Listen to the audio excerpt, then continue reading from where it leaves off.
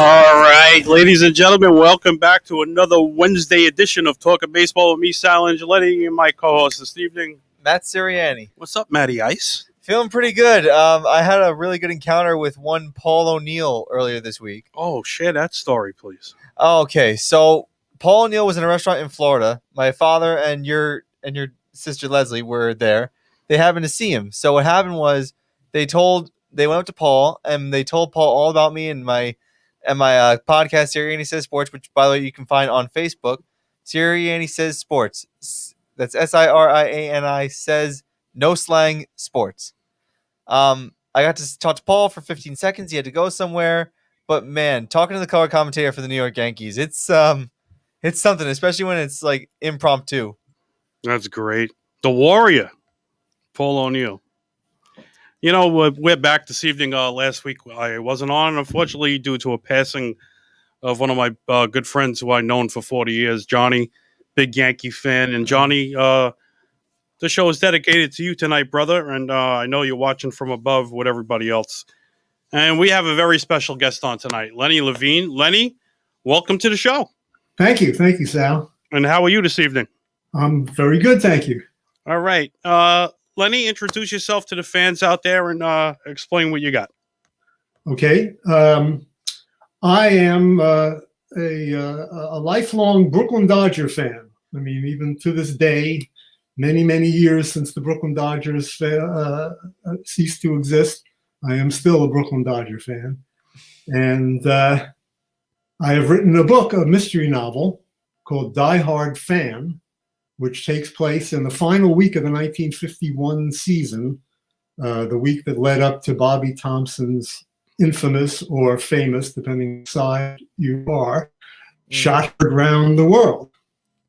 And this is basically a story about the passions, the great outsized passions that are attended to sports rooting. And how if your team does well, life is wonderful, and you think that there's nothing that can stop you. You know you're on top of the world, and if your team fails, it's like your life is in vain. And gloom everywhere you look, and it's outsized. In fact, I'd like to just read the preface to the book in which I tell a story. Sounds good. I tell a story that my father told me about where he was the moment that Bobby Thompson hit the home run. If you just bear with me for a moment, it's a short story. But he said, some things can affect you so disproportionately, it makes you wonder. When Bobby Thompson hit the home run, I was driving back from the Catskills with my friend Roger Goldstein, who was a rabid Giant fan. Russ Hodges' voice was coming out of the radio yelling, "The Giants win the pennant! The Giants win the pennant!" And Roger was pounding on the dashboard, whooping and hollering and laughing hysterically. I remember having a powerful urge to stomp down on the accelerator as hard as I could, run the car off the road, and smash it into a tree. Can you imagine? At that moment, I actually wanted to die as long as I could take him with me. And that's basically what the book deals with, is the deep, outsized passions that come with rooting for a team. Where in Brooklyn did you grow up? Bensonhurst. Oh, wow. That's where I'm from originally. Oh, whereabouts? West State Street and Kings Highway. Okay, sure. Yeah, I went to Lafayette High School. I went to Lafayette High School, yes. My father's family came from downtown Brooklyn by President Street, 4th Avenue and Carroll Street and all that.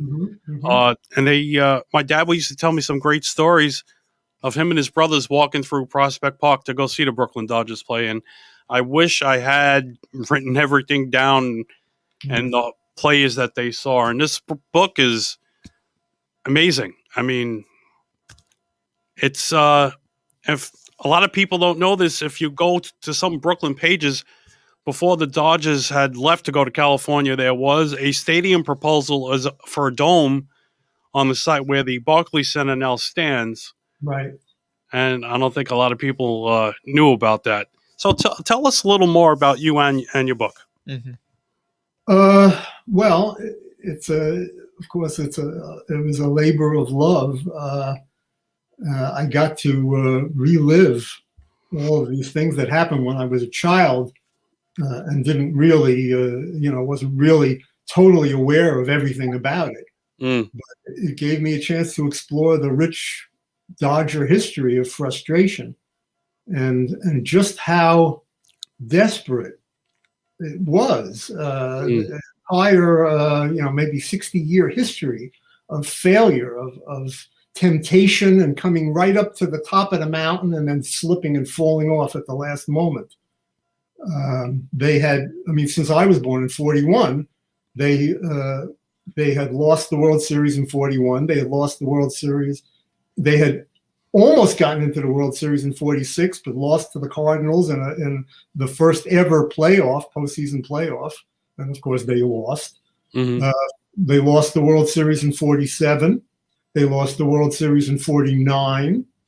They just missed getting into the World Series on the last day of the season in 1950. And here it was, 1951, and they had a 13.5 game lead on August 11th. And no team had ever blown a lead of that size that late in the season. But yet they managed, even though they played over 500 ball, their record from that day on till the end of the season was 26-22, while the Giants went 37-7. Wow. To bring the teams into a tie at the end of the season. And in fact, the Dodgers had to win a desperate 14-inning game down in Philadelphia to even force the tie that brought them to this playoff, which they were on the verge of winning with a 3-run lead in the top of the 9th inning. And of course, the rest is history, as they say. So it's ripe for a book about passion and sports passion and frustration. And in this book, one particular Dodger fan just can't take it, and he snaps. And of course, who he is the mystery. And it's funny you're saying that, because that's like the movie The Fan with Wesley Snipes and Robert De Niro, something along those lines. Mm-hmm. And he's a disgruntled, San Francisco Giant fan. The guy took his favorite player's jersey number, right? And it's weird how that just happened, and that's awesome. There's a lot of, old-time Brooklyn Dodger fans, and, they're all mad that both teams went out to L.A. with the Giants, and the Mets represent both teams with their colors that they wear. Right. The state of baseball right now is on, with the COVID last year, they start on time, they stopped, went through a secondary spring training. How do you think the state of baseball is now, and do you like where it's going? Well, I kind of have adopted a fatalistic attitude. It is what it is, unfortunately. I don't like the DH. I think that it spoils the purity of the game and takes a lot of the strategy out of it. And it's more or less like a carousel just going around and around and around. The number 9 hitter is as good as any other hitter in the lineup. And now they've put the best hitter, the power hitter, who used to be the cleanup hitter, he's batting second. They've decided that that's the best. And if that's true, then so be it. That's the thing about baseball. It's always subject to analysis and second guessing. And whatever works, it works. The thing about pitch count, there's some incredible statistics about the old-time pitchers, what they did. These guys would not have even done 1/3 of that now before their arms would fall off. You're right. The guys back in the day, like Nolan Ryan, just while he was with the Astros for the last couple of years before they let him go after the cheating scandal, to have these guys throw, and that's why too many of these young kids right now who are pitching are getting Tommy John surgery. It's such an early age in life. Yeah. So Lenny, I want to talk to you about, like, we're talking about the integrity of the game of baseball. Last week, the Baseball Hall of Fame released their polls. We had Kurt Schilling fall 16 votes shy of getting into Cooperstown, and no one got in for the third time in 25 years. What do you think is the integrity of the Baseball Hall of Fame stands at right now with no one getting in this year? I think it's kind of a gray area, in terms of the steroid era. I mean, this wasn't about about steroids, but I've come to feel that that it was, they cheated, but yet they were hitting off of like Barry Bonds or Mark McGwire or Sammy Sosa, like that. Yeah. It's terrible that they ruined great classic records that were established and cheated to do it. But how many of those home runs and how many of those offensive stats came off of pitchers that were also on steroids? Right. So it's hard to judge how much of it was due to the steroids or canceled out by steroids from the opposite team. And it's sort of such a gray area. I will say this: Gil Hodges is long overdue, and it would be a tragedy if Gil Hodges is not eventually put into the Hall of Fame. That's my personal take on about Gil Hodges. I'm an avid fan of listening to WFAN every morning to Boomer and Geo. I watch it on CBS TV.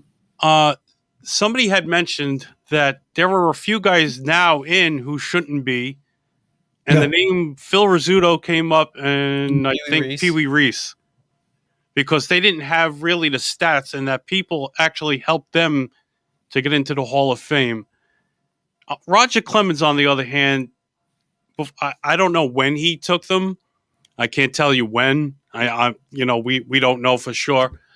But the time he struck out, I think 21 batters when he was with the Red Sox. I don't know if he was on it then, but how would a pitcher literally benefit from that?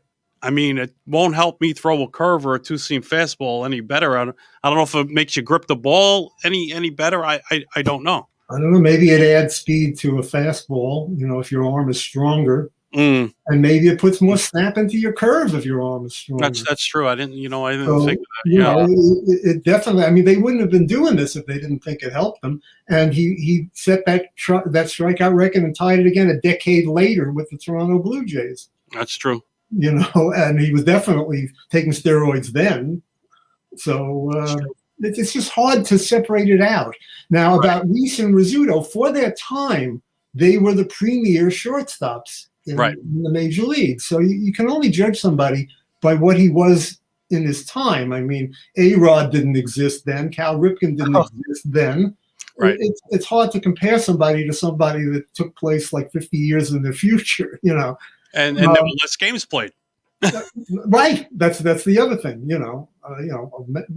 that's sort of been put aside now since they put the asterisk on Roger Maris's record because it was in more games than Babe Ruth's record, but at least they eliminated that. So now they've decided to ignore that. And when they talk about postseason records, I mean, geez, the postseason used to be the World Series, and that was it. Now the postseason is like 20 games or something, whatever it is. So, that can't be compared about postseason. Well, most hits on the postseason. Well, it's a different postseason. So it all has to be kind of taken relative, Now, the guy that I think shouldn't be in the Hall of Fame is Bill Mazeroski. I think that might have been another name they had mentioned the first name that occurs to me, because it was one home run. That's why he's in the World Series. I mean, that's why he's in the Hall of Fame. Yeah. Go ahead. Mention the name everybody says. Who do you think? The one name of why people... Who should be in the Hall of Fame? Who should be in the Hall of Fame? Besides Gil Hodges. Cincinnati Reds. The one and only. Pete Rose. There you go. Well, yeah, see that. Well, that's another gray area. That's a gray area, yeah. I don't know. What's funny? I started to read the story, but it didn't get all the way through it. Is Johnny Bench said something that Pete doesn't deserve to be in. So it had to be just more than probably gambling that was going on because, and rest in peace, forever, the real home run king, Hank Aaron. Yes. We lost another great ball player. Mhm. Who do you think besides Bonds, if their career was not sidetracked by certain things, would have broke that record? Because I do have one name in the back of my head. I think that would have broken it. Broken Aaron's record? Yeah. God, I couldn't even imagine because I think Strawberry would have done it. Well, Strawberry was unlimited if he hadn't. Yeah, that's what I'm saying. If he didn't get sidetracked, whatever he did in his career, I think he would have been the definite one to break it. He's got such a beautiful swing for the porch, and I don't know. It's hard to project. Dwight Gooden's another one. Yep. You can't tell. Anybody is just an injury besides if they if they have a drug problem or something else, or a severe injury like the kid Brian Taylor on the Yankees. You're projecting a healthy career of 20 years or so for the guy. Yeah, okay, but that's assuming a lot. Yep. Who do you root for now? Still the Dodgers? No. I don't hate them. I mean, many Brooklyn Dodger fans hate them. I'm on a couple of Facebook sites. Wow, that's amazing. They're still angry after all these years. They won't even say LA Dodgers, and then the name Walter O'Malley is he who will never be mentioned. But no, I don't have anything against them. As a matter of fact, I rooted for them when they moved out there because, what else was I going to do? Mm-hmm.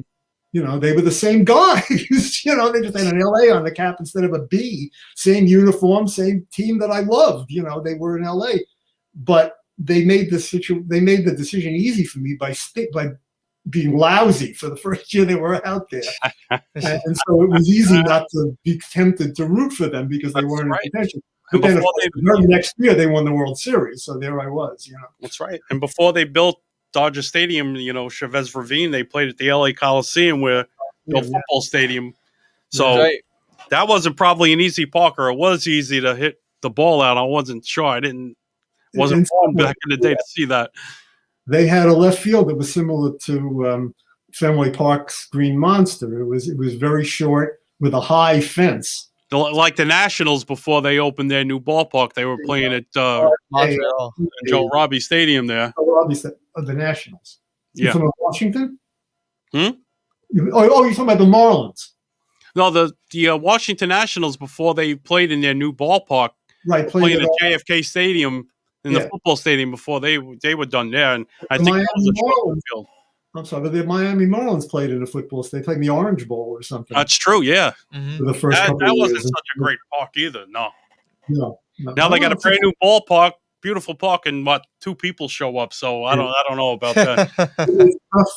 Baseball is tough to sell down in Florida. And it's weird. It's when the Yankees come and play the Rays, because a lot of people from New York are down there, and that's the only time they get a sellout.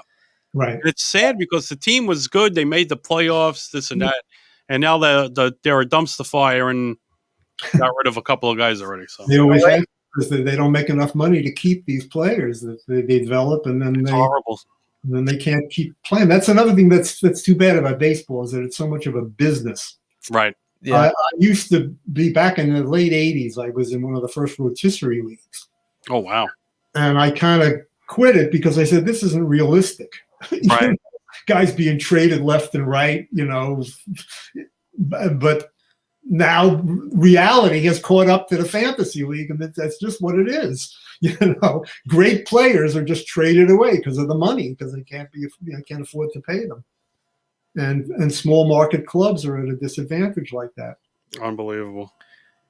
So, Lenny, I gotta ask you a question. You mentioned in your book it's all about like a snake-bitten curse when you were with the Dodgers, based on the Dodgers.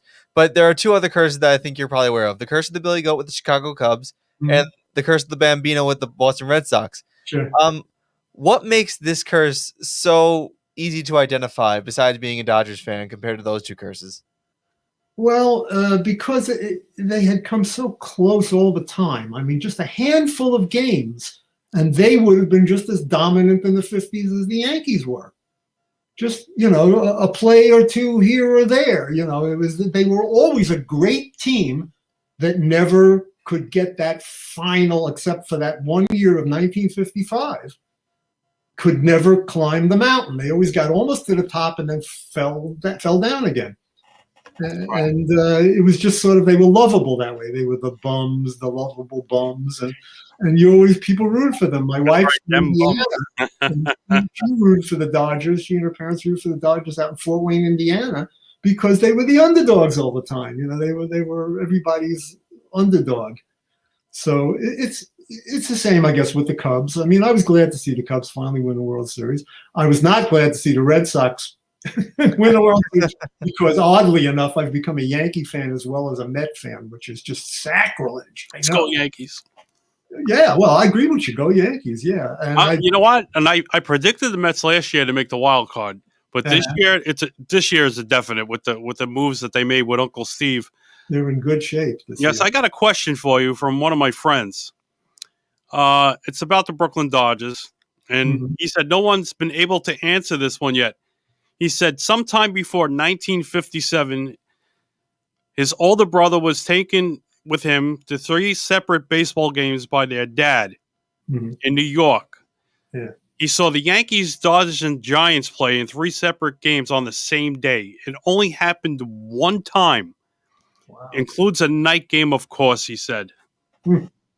Well, that's very interesting to me because the Yankees and the Giants they were never home at the same time. Channel 11, WPIX, carried both teams, and it always was scheduled that, and they didn't carry road games back in the day. That's the other thing. In the 50s, you only saw home games on television, and you had to listen on the radio to the road games. So Channel 11 would carry the Yankees when they were home, and they carried the Giants when they were at home, and they were home at the same time. So if your friend actually did see a Yankee game and a New York Giant game on the same day, that's quite a rarity. I don't know how that could have happened, but that's amazing. Yeah. I know that happens on occasions. It used to happen with the Yankees and Mets being home at the same time. That usually, sometimes it's there and then it's okay not now because the same TV station doesn't carry both teams. Right. Back in the 50s, Channel 11 carried the Yankees and the Giants. So if they were both home, they wouldn't, they couldn't show both games. And they used to schedule it so that they were not home at the same time. Nice. And where can the viewers pick up your book? It's available on Amazon and on Barnes & Noble. In Kindle, Nook, and print. So how long did it take you to write this, and what made you sit there and say, okay, I'm going to do this? Well, as I say, it was a labor of love because it was the Brooklyn Dodgers. It took me almost 5 years to write the book. Oh, wow. Wow. Yeah. It started off, this was also, I wrote it between 2001 and 2006. Okay. But I researched it in the mid 90s. That's when I first turned to fiction writing. For 20 years, I was a studio singer. I sang on records and movie scores and jingles. I wrote jingles, and I had, I was fortunate to have a nice career doing that for 20 years. And then in the mid 90s, I started fiction writing, and I wrote 2 mystery novels that were about the music business. And then I decided for my grand opus that I was going to research that final week because it just seemed so right for a good mystery of some Dodger fan who becomes homicidal at the frustration and at feeling the footsteps. I mean, imagine yourself hearing these footsteps coming up behind you from August 11th on. You're not taking it seriously at first. It's got to end. It's got to end. And the Giants don't lose. And you win, you take 2 out of 3, but then they take 3 out of 3, or you split a doubleheader. You would take 2 out of 3, they win 3 out of 4. You split a doubleheader, they win a doubleheader. They went 37-7, So you could just imagine the footsteps coming up behind you and the inevitability of it because you've always blown it at the end before, and what's going to be different now? And everybody knows they're going to blow it again, And that's what this poor man, it overwhelms him. and he becomes homicidal about it in his hatred of Giant fans who are taunting him and teasing him about how they're going to blow. And also, you have to remember that they lost. I mean, to the Yankees in the World Series is one thing, but the pennant races that they lost were to the Phillies, to the Cardinals, never to the Giants. I mean, this was going to be the most epic collapse in Major League history, and to the Giants of all teams. Right. So it was just, unacceptable. So this was the basic idea for the story. We had an epic collapse in, what was it, 2004 against the Red Sox? 2004. Oh, my God. Going 3 games up, and it was like, okay, we just need to win one. One game. Well, and of course, Mariano Rivera, the greatest of all time. All blows the save in game 4. Oh, don't forget the Cuban Missile just blew 2 for us, so. Well, yeah, things happen. That's the idea. That's baseball. That's why baseball's such a great game. They say it's a game of inches, and that's what's wonderful. Anything's possible. So anything's possible, and you might at any time see something you never saw before in a ball game. That happens all the time. Well, anyway, I didn't have the internet to work with back then, so I was living in Manhattan.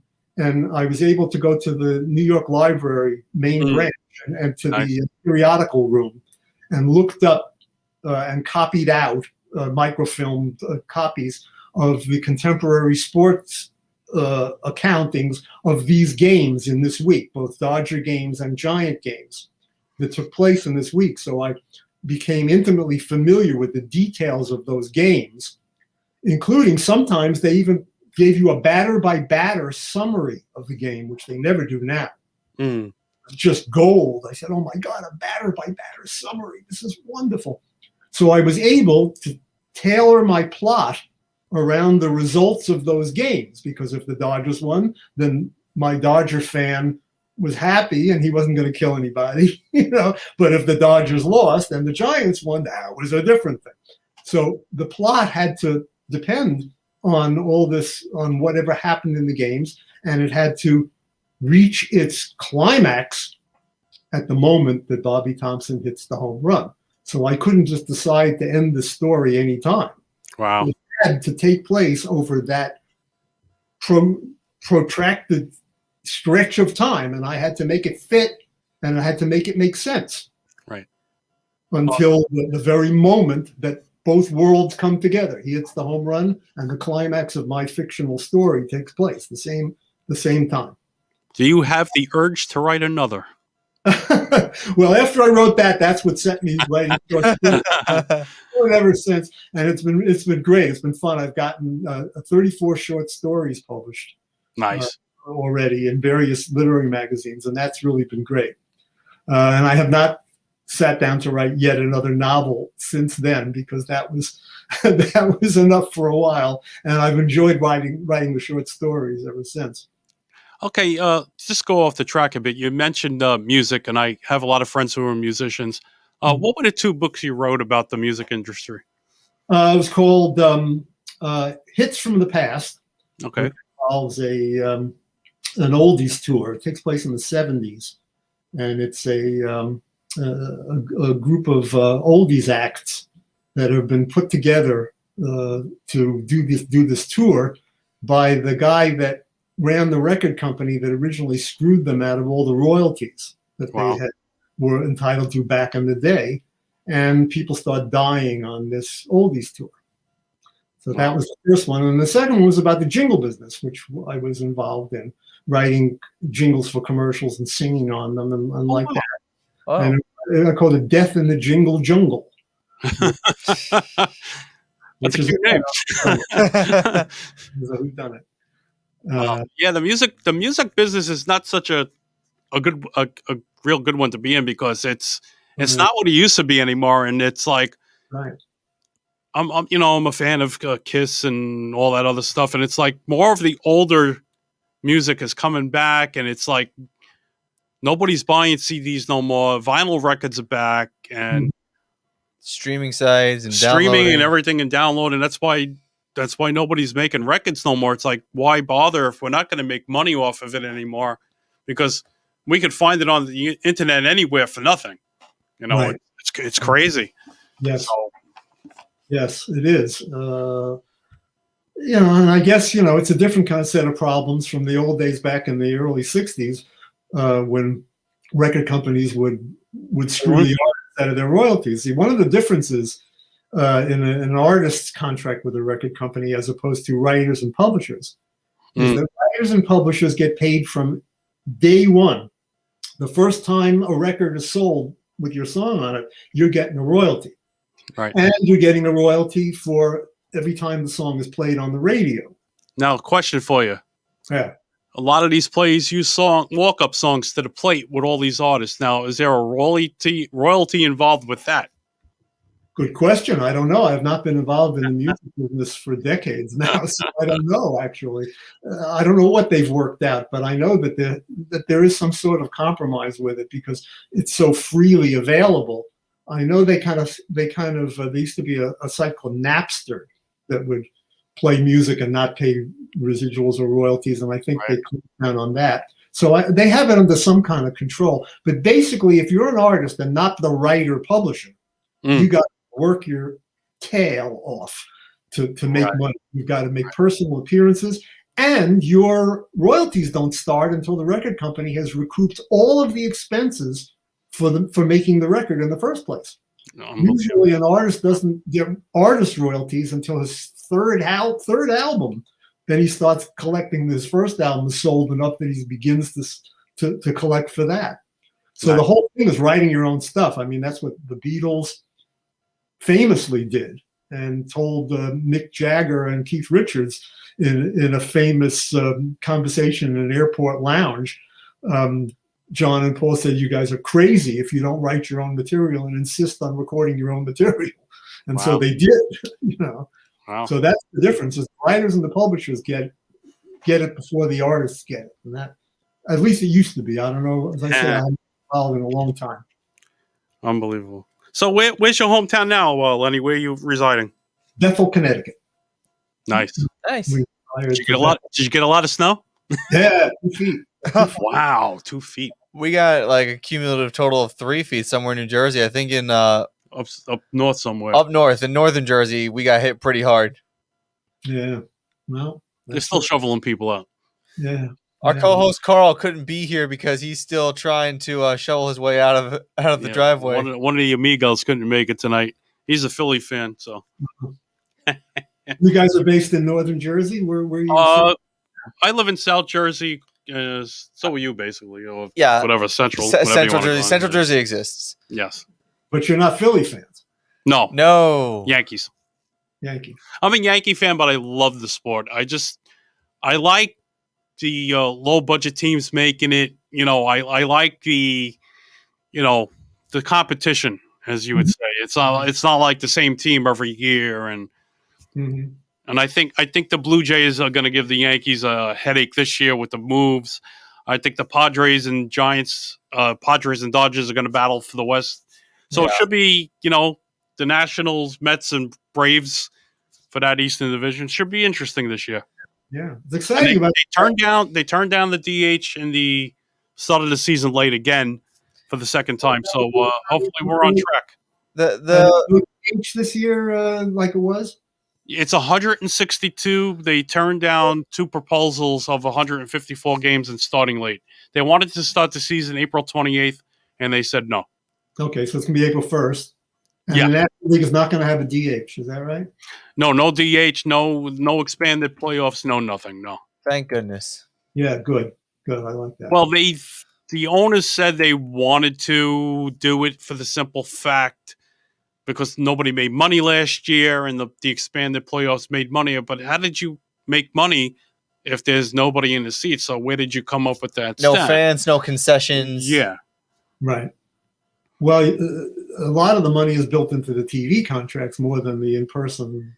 Right. Yeah. And the sponsorship with all the other stuff. Yeah. Television money was through the roof for Major League Baseball this year, and that was the one big positive. And then by the time they allowed fans in for, I think it was the NLCS between the Dodgers and I'm trying to think who they played in the conference final.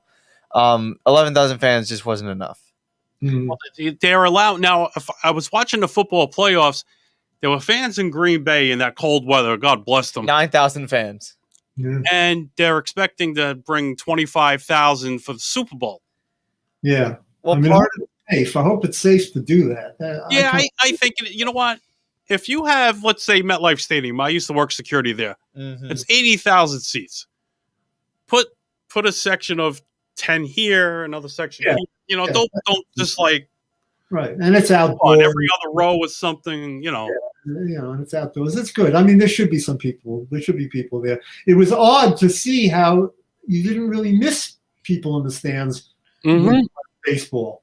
That it was so televised anyway, and if you put a soundtrack in there, you kind of forgot that there weren't people there. It's weird because it's not only hurting the people who work there as well. Oh yeah, security, ticket takers, the ushers, and so on and so forth. Yeah. So yeah, and it's like we need concerts as well. You know, I didn't work PNC last year. There was nothing going on, so it's like, can we get some music here? Because music to me soothes the soul. You know, that's right, and it's a good thing for everybody. Yep. So, Lenny, it's been a pleasure talking to you. Oh, and somebody just commented, Herb from you brought back some fond memories. He said he grew up in Brooklyn in the 40s and 50s. He's a loyal Brooklyn Dodger fan. He said thanks us for the show tonight. Oh, that's great. I'm so glad. Yes, Lenny, he went to school with me. He was in the 7th and 9th grade with me. Herb. Oh, look at that! All right. Wow. Hi, Herb. Wow. All right. That's great. I gotta find the Brooklyn Dodger page on Facebook. We gotta. It's hard to find so many groups that we're allowed to show our shows on. Yeah. So I don't know, Lenny. It's been a pleasure. You're always welcome anytime. Thank you, guys. Ladies and gentlemen, Lenny Levine. Thank you. All right. That was great. That was awesome. I love that. That was awesome. Love that. Let's get into another topic before we got our Super Bowl prop bets here and stuff for you football fanatics for Sunday. There's a lot of going on in baseball besides free agency signings. Yeah. We got another scandal. When? Mickey Callaway has been suspended from baseball. Oh yeah, for sexual misconduct with female employees, and this is the same thing that happened with Jared Porter a couple weeks ago. Right. So whatever female writers or females are in the sport now. Yeah. You got a coach now at the Marlins or GM. Yeah, we have Mia GM or Ying GM. I forget what her name is, but she works for the Marlins. So men are now supposedly he was sending pictures or harassing women saying, if I show you this, could you show me that? Yeah. But I don't know who saw the phone or how they got it. So look, I'm not an FBI agent. I don't work for SHIELD or anything like that. So it's like, good one. Well, speaking of SHIELD, always thanking Ming over here. Thank you, Ming. Of wonderful shared universe, the studios here. Beautiful setup. And now Michael K's name has been dropped. Wait, what? Yes, Michael K's name has been dropped in this conversation. I don't know why. I don't know what's going on. But like they were talking about it, and we'll talk about it. As you see here, Michael K, another prey on. It's all over the place. Has his own show. The voice of the New York Yankees since '91. Yeah. So Yankees, Michael K, Mickey Callaway, and others preyed on female reporters. So more to come. Wow. So the Yankee family and the Steinbrunners will not tolerate that. Yeah. So we got a problemo. We got a mucho problemo here in baseball. So what's going to happen now? What happened with Porter is the GM of the Mets is now they were talking about human resources is the biggest thing for jobs because now what they're going to do is I'm going to be a little crazy. They're going to give you a cavity search now before you get a job with inside baseball. So oh yeah, big time. What's going on? So be prepared. There's going to be new protocols to be interviewed without a doubt. Oh yeah, and they're gonna go back to when you were a kid and pooped your diaper probably. So they're probably gonna go as far back as your high school days, maybe even your middle school days, because that's when you start acting based on your own decisions, and that's when you start acting on impulses. So they Right. might go back through records. But the fact that Michael K's name is up there, I don't know if he's talked about that on his show, but he needs to say something and make his case. Well, I saw that today come out when I was skimming through his Facebook, and my mouth hit the floor, and I was like, okay, where did they get that from? And it's crazy, and hopefully that's not true with him. He's good, class act, but I don't know who to. Like I said, it's a he said she said thing where it's like, does somebody want to come out and just make a couple of bucks here and there? I don't know. I'm not saying that. I don't know these people personally, so I hope it's not true, because come on, the common sense, you don't do it. You don't do it. Just like the female reporters in the locker room that go into the men's locker room. Just be smart. Common sense is what it is. And it's not just in baseball that this is going on. I don't know if you remember this. It's going on all over the place. It's going all over the place. Like, if you remember the Washington football team, I think last year there was like a lot of scandals about female reporters being like sexually harassed in the workplace, which is unacceptable, and that the owner Daniel Snyder was like allowing this to happen. So his name is out there for allowing employees to be harassed like this. But honestly, like Jared Porter, we can go back to baseball for a little bit. Jared Porter admitted at least that he did this. No, that was in 2016. In 2016. Okay, so why? So I get it. It happened 5 years ago.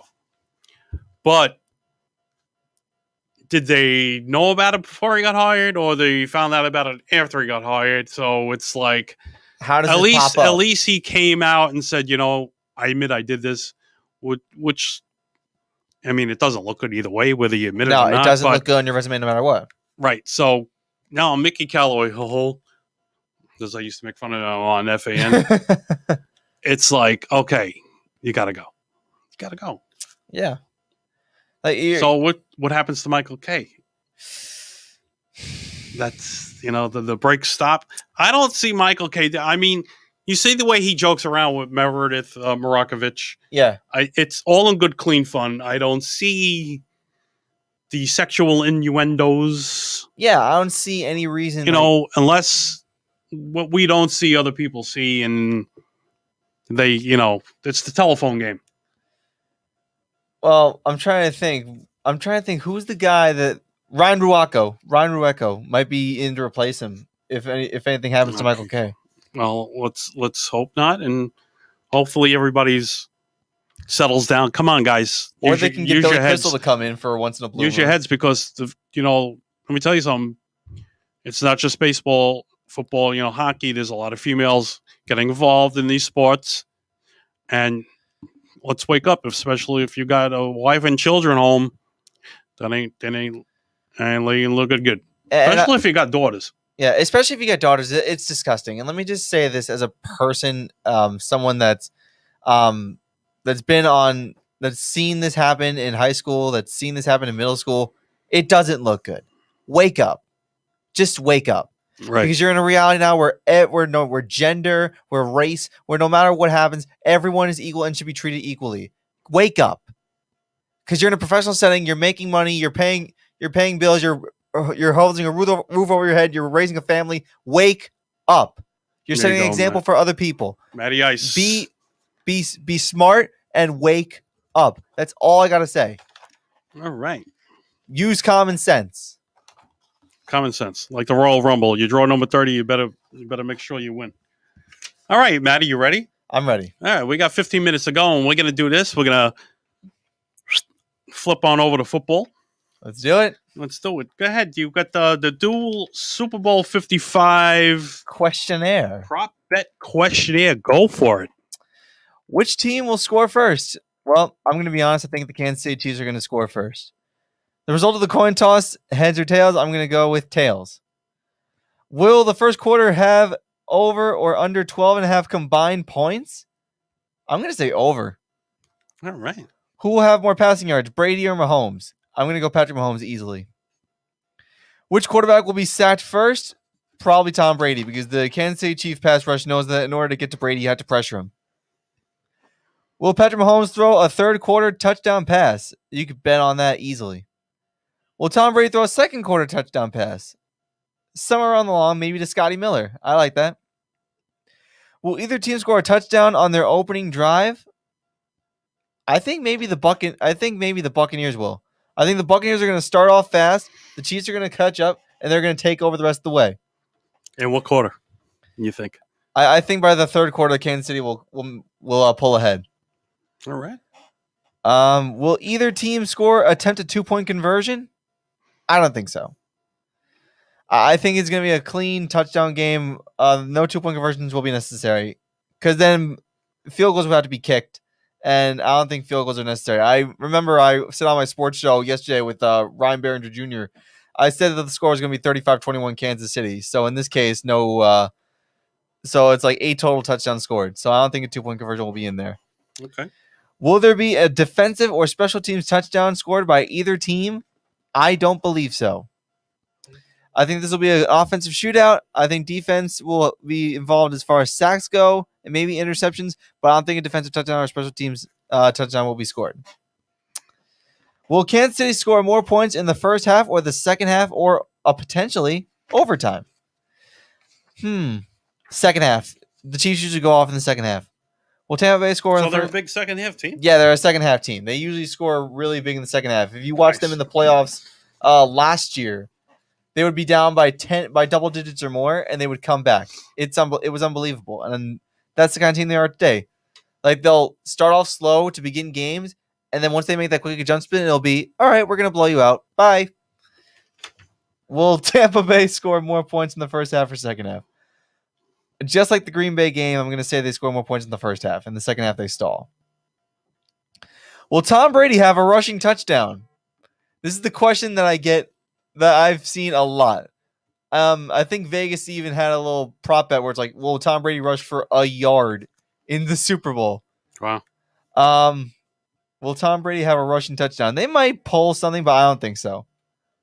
Will Patrick Mahomes have a rushing touchdown? I think so. And phones are going off. I don't know. Yeah, Carl's calling me. Oh, Carl's calling you? Will Patrick Mahomes have a rushing touchdown? I think so. Will Kansas City's first reception be made by a running back, tight end, or wide receiver? First reception to Tyreek Hill, the cheetah, because he's the number one target and the number one threat that the Buccaneers have to watch. I don't think he's going to have a 269-yard performance like he did against the Buccaneers back in Week 12, but I think he's going to be a prime target for the Kansas City Chiefs. Nice. Who will catch a pass first? Chris Godwin or Mike Evans for the Bucs? I like Mike Evans being the first to catch. Who will catch a pass first, Travis Kelce or Tyreek Hill? Like I mentioned before, Tyreek Hill. I like him a lot. Travis Kelce usually comes up late in games, and then he goes off. Who will catch a pass first, Rob Gronkowski or Cameron Brate? Gronk hasn't really been used much lately. He only had a 29-yard catch in the NFC Championship game against the Packers, and that was pretty much all he had. Cameron Brate has been slowly coming up has been slowly integrated into the offense for the Buccaneers as far as tight ends are concerned. But Brady to Gronk is usually the big time connection in the Super Bowls. I'm going to go with Rob Gronkowski. I think Gronk's going to show up. Which team will record the most sacks? The Buccaneers, because the Kansas City Chiefs are down there. Both their right and left tackles, Eric Fisher and Mitchell Schwartz, will not play. Shaq Barrett and Jason Pierre-Paul and the rest of that Buccaneer pass rush, you can imagine they're going to be having a feast on that offensive line. Well, we got on this sheet, they got Chris Jones as the over and Jason Pierre-Paul as the under for the sacks. Jason Pierre-Paul is the under for the sacks? That's a little bit surprising. All right. He played with the Giants. Yeah, Jason Pierre-Paul was actually with the Giants, and I think it was his final years with the Giants. I remember he started a 4th of July firework accident, and that's the guy that lost his. The guy that lost his finger. I actually met Jason Pierre-Paul in person, and looking at the stub in person is not pretty. It's not. Oh wow! All right. Will Clyde Edwards-Helaire score a touchdown? I say yes. Will Leonard Fournette score a touchdown? I say yeah. I think he will. I think he will in some way, shape, or form. Will either team record an interception? I think I gotta go with both teams will record an interception. I think Patrick Mahomes will get pressured, and I think maybe the Buccaneers, maybe Sean Murphy-Bunting will record an interception. And for the Kansas City Chiefs, I definitely like Tyrann Mathieu in the secondary. Will Tom Brady have over or under 2.5 passing touchdowns? I'd go under. I feel like he's more of a game general at this point in his career. He doesn't need to throw for 4 touchdown passes a game. And while he is a big-time Super Bowl player, I just don't see him throwing 2.5 touchdowns or more if he wins this year, the fix is in. Oh, yeah. Oh, no, the fix was in last week against the Packers. Oh, with the pulling of the jersey? Well, that was clear as day. It was clear as day. The problem with that call was the fact that the flag came out. The refs didn't call anything before that, too. Yeah, no, they let them play. They let them play that game. But the problem with that flag was that it came out far too late. That's what kind of peeved a lot of people off. Will Patrick Mahomes have over or under 2.5 passing touchdowns? I'm going to say more. I'm going to say he'll have 3. 2 to Tyreek Hill, 1 to Travis Kelce. Will the winning coach have Gatorade or water dumped on him? COVID. Clever. You know what? For the sake of it, yes. You want to know why? Because we didn't expect a football season to be played at first. And the fact that we actually got this far, the fact that we could say we actually completed an entire season, no preseason, but you know what? That's fine. The fact that we actually got through a season, you can let your hair down at the end of it when it's all over. I don't see any problem with that. And if it's Andy Reid, you might have to get 2 things to Gatorade. But for Bruce Arians, that'd be good. This was a guy who wanted to retire at one point after his tenure with the Arizona Cardinals was done. And he's done a good job as Buccaneers head coach. But Tom Brady has been the key player to the Buccaneers getting to where they are right now. But 7 Super Bowls he'd be overpowered. At that point, the GOAT race would be over. But that's the Super Bowl questionnaire. As far as what I said on my show, and you can watch that every single Tuesday at 8:15 to 9 o'clock, Sirianni Says Sports on Facebook. Me and Ryan Behringer Jr. do the show every Tuesday. We have a Facebook page. Go like it. We're on Instagram too. Go like that as well. But for those of you who didn't watch or tune in, I said the Chiefs were going to win this game 35-21. I said the Chiefs minus 3.5. I would take that. I said it was going to go just under. The under and over is 56.5 for those of you who are unaware of that. Wow. But 56.5 points is a lot of points. Yeah. That's a lot. That's a shootout at the OK Corral. Oh, yeah. But Sal, I got to ask you, since you brought up the Super Bowl, what are your thoughts on this? I think Kansas City's going to win. You do? I think by 10. By 10. Okay. That's good. I think by 10. All right. Now, which prop bet do you like the most, or which one stands out to you? Which one? Let me see. Oh. No, Tom Brady will not rush for a touchdown. I don't know if he could still walk. If you tried playing it as him in Madden, I think he runs like he's prancing down the aisle. I think Patrick Mahomes is going to set some records this weekend. I think so too. I think Patrick Mahomes will put on a show. Unless Brady takes him to the woodshed and tells the kid this is how it's done. You never know what's going to happen. Mm-hmm. But thank you, Maddie, for that and your football picks. Also, I want to welcome a lot of new people following us. Our family in the UK. Thank you for watching. We're on in the UK now. Thank you very much in the UK. And also, after tonight, we will definitely be on, I think, Spotify and iHeartRadio as well. So welcome all our new listeners, our new followers. Anchor does all that. Wow. We're going to be on, crossing our fingers, Sirius XM soon. We're just waiting for the get back. Northeast Streaming Sports Network on YouTube. Please subscribe. We're also on that. We're also here on Facebook Live, talking baseball with Sal Angioletti. Thank you, Ming. Thank you, Ming. I love it here. No, this is great. It's close for you. Could you walk? Oh, yeah, it's close for me. I could probably run. I was just going to say, could you walk here? I could probably run. If it snows like this again, just tell Mom, get me a snowmobile or your dad. I'll break your dad's chops The next time I say, look, get the kid a snowmobile. We'll go, 2-on, and we'll be all right. I'm not that far from Eatontown. Like, this is actually convenient. This is very, very convenient. And the setting here is top notch. I got to give Ming some props for setting this whole thing up. We don't play games, man. We just don't play. Player. Well, I want to thank Ming. Thank you to the audience. Got a lot of people out there. I like I like the bright lights. I like the bright lights in a big city. This Yankee background is just great. Yeah, I'm out in the left center field. Hold on. That's where Jeter hit the home run. I'm gonna point. Wait a minute. Right there. I think right where my finger is. 3,000th hit was the home run. Him and Boggs. 3,000 hits were both home runs. Mm-hmm. All right, ladies and gentlemen, we want to thank you for tuning in. Don't forget to listen to Matt and Sirianni Says on Tuesday nights. And that's all for tonight. We'll be back next week. If you're going to be back, I hope. Carl is back next week. Hopefully we get no more snow and we can all be back next week. Oh, yeah. What's next week's date? I don't even remember. February the 10th. Is that? Wait a minute. Hold on a second. I got to look at my calendar a second. It's February the 10th because it's the 3rd today. 7 days later will be the 10th. So it'd be... Oh, so in 2 weeks. Was it 2 weeks? I don't remember anymore. I don't know if it's next week or in 2 weeks. We got our spring training special. Let's go baseball. And ladies and gentlemen, of course, I'm Sal Angioletti, your host. My co-host, one of them, Matt Sirianni. Call. Always New Jersey. Stay classy. Good night.